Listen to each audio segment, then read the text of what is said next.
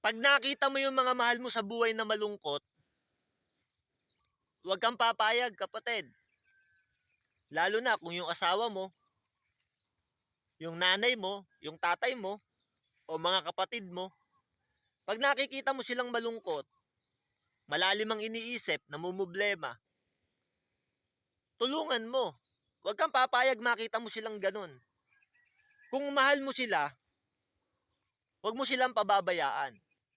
Kasi, yung pagiging mabigat na kalooban o sama ng loob, yan ang magdadala sa kanila sa kamatayan.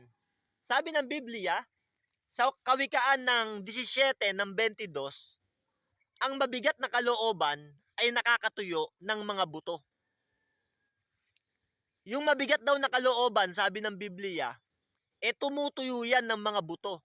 Kaya kung may problema ka, ikaw mismo o ang iyong pamilya, dinadamdam mo pa, iniisip-isip mo pa, lalong bumibigat ang iyong kalooban, sumasama ang loob mo lalo dahil sa mga problemang nakikita mo sa pamilya o sa kahit saan mang bagay, pinababayaan mo na ang iyong sarili.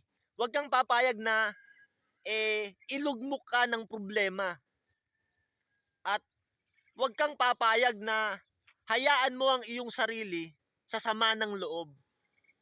Hanggat maaari, kalimutan mo muna. Libangin mo muna ang iyong sarili sa ibang bagay. Huwag mong masyadong damdamin ang problema. Kasi, sabi ng Biblia, ang mabigat na kalooban ay tumutuyo ng mga buto. Sinasabi ng Biblia na pagka mabigat ang kalooban ng isang tao, tumutuyo ito ng mga buto. Sabi ng Biblia, dapat tayo magkaroon ng masiyahing puso.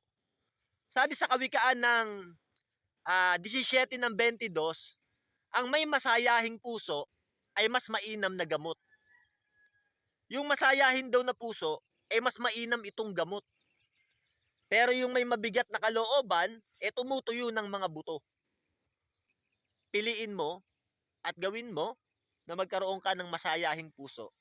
At ito'y mas mainam na gamot at gumagamot sa ating mga katawan.